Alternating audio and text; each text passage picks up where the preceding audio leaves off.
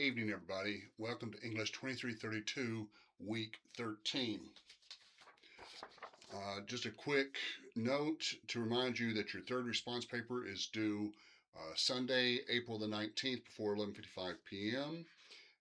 You want to follow the assignment sheet on that, read it carefully, and look at the comments on your previous papers. But I really want to talk to you tonight about Sir Gawain and the Green Knight, our old favorite.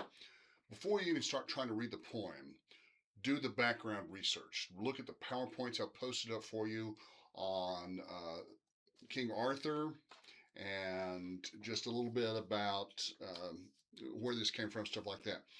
Also, it's very, very helpful after you've read the poem to look at those discussion questions I've posted, because it'll make you think about what's important and kind of help you understand some of the stuff better. It's a complex poem, but there's beauty in its complexity, I promise you. Okay, first of all, a couple of minor things I would point out to you real quick. That a romance is not one of the stories that you're thinking about with the half-naked people on the cover. A romance in our class is a literary genre, refers to anything written in the Romance languages, which includes Latin, Spanish, French, Italian, and English. It doesn't include the Slavic languages like Russian, Polish, Czech, or German, Dutch, the Germanic languages, or the Celtic languages like Cornish, Scots, or Manx. A romance soon came to describe just a certain type of story, which had courtly love affairs, and we'll talk about that. It had supernatural creatures, just creatures that don't appear in nature, and these wonderfully fantastic events. And of course, this, boy, really fits all three very nicely. Okay, so society, the medieval Europe, is just starting to claw its way up out of the Dark Ages. Not just with exploration and urbanization and money and hygiene and all that other kind of stuff, but also they're worried about conduct, especially the conduct of the rich and the powerful, who have for 1,000 years taken advantage of the poor people. And so along comes King Arthur, who imposes a series of rules on the rich people. And the PowerPoint will tell you, I think on about the fourth slide, the code of chivalry is at its heart simply a book for good conduct. Chivalry is not a mandate from the powerful to the downtrodden, nor a directive from the chosen unto the masses. It was a set of limitations which the strong and the mighty imposed upon themselves. All right, so whoever wrote King Arthur said the powerful people are getting too out of control. We need to limit ourselves, and he wrote these series of tales. Now, we're not exactly sure who. Geoffrey of Monmouth probably wrote the first one. That was in Latin. Then we also give credit to Sir Thomas Malory and Chrétien de Troyes. But before these guys put anything on paper, these were already a series of tales of myth and legends throughout Europe.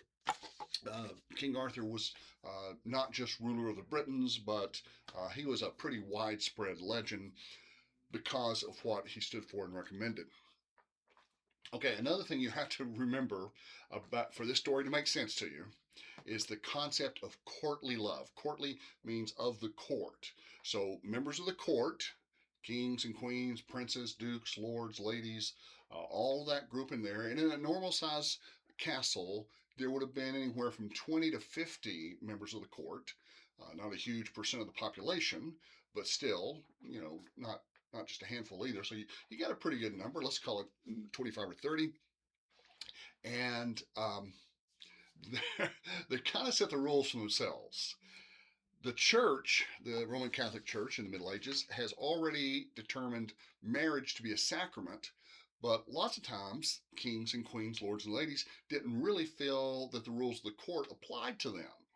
And so they created rules for themselves. One of these rules was the concept of courtly love, a concept of nobly and chivalrously expressing love and admiration.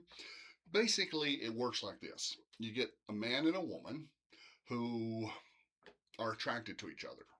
And they have to follow this set of rules and guidelines. They have to play the game fair in order to win the prize, consummation of the relationship.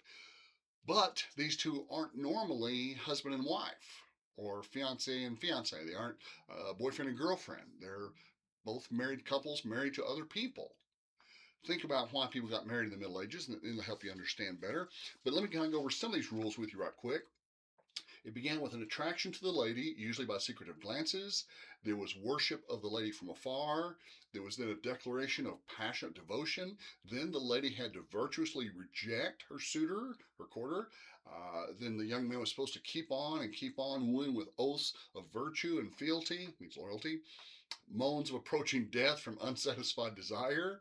I'll let you figure out what that is. Heroic deeds of valor which win the lady's heart. Consummation of the secret affair. Endless adventures and subterfuges, and of course, the quest.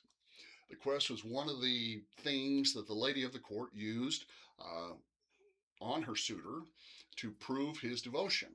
Now, the quest could be literally anything from go to the kitchen and get me a glass of water to go out and slay a bear and bring me his head. So, yeah, if she likes the guy, she's going to give him a simple quest. If she doesn't really want to see him back alive again, she'll give him a very dangerous quest or a quest that may take a long, long time. I don't know if you've gotten this far in your reading or not yet, but Sir Gawain, in order to fulfill his quest, has a year and a day. And that was a pretty standard unit of time back in those days.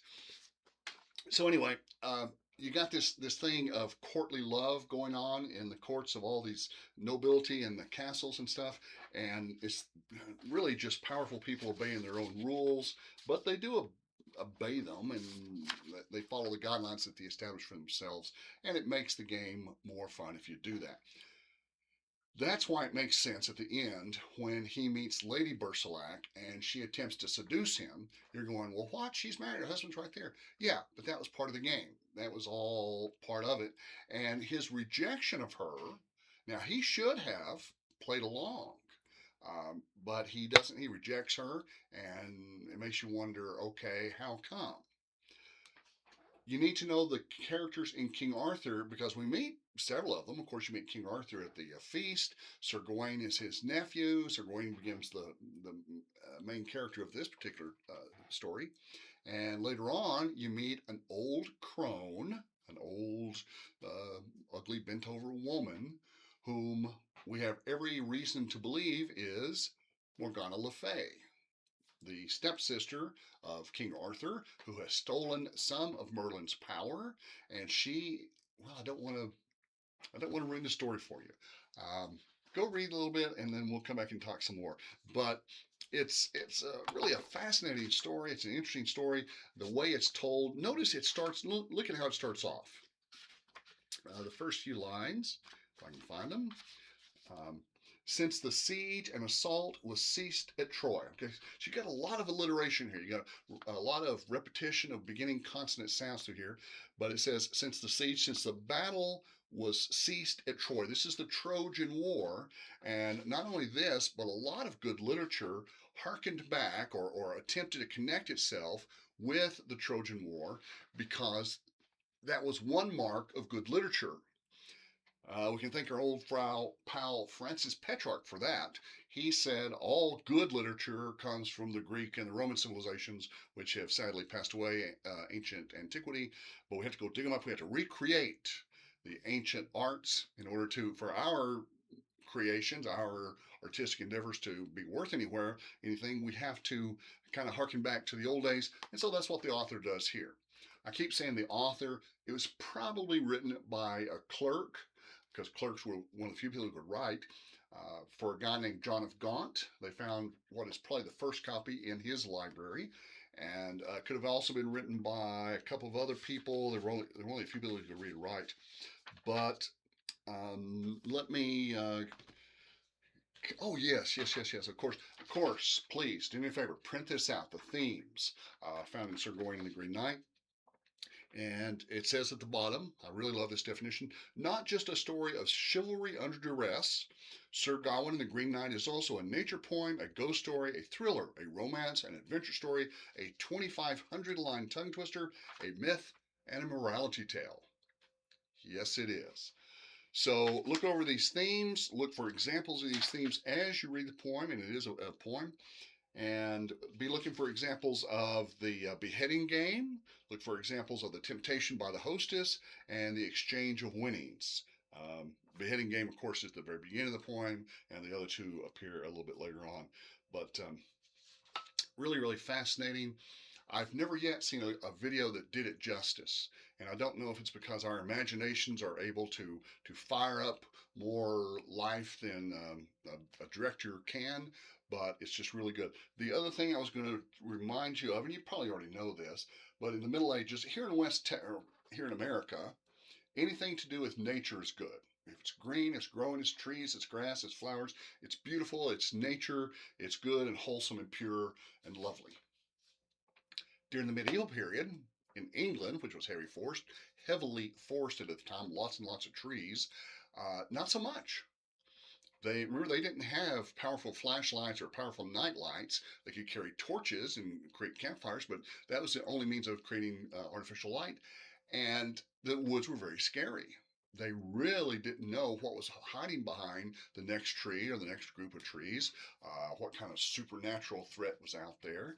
And so, yeah, lots of times they move into a new area, and the first thing they do is clear all the trees just to give themselves a little bit of breathing room. So that's why the Green Knight is green, because he represents something either unknown or scary. And he's green, and his horse is green, and he is scary. Anybody can pick up his head and laugh and ride off. Scary enough. All right. I hope you enjoy your reading and continue to work on your response papers. And we'll talk some more later.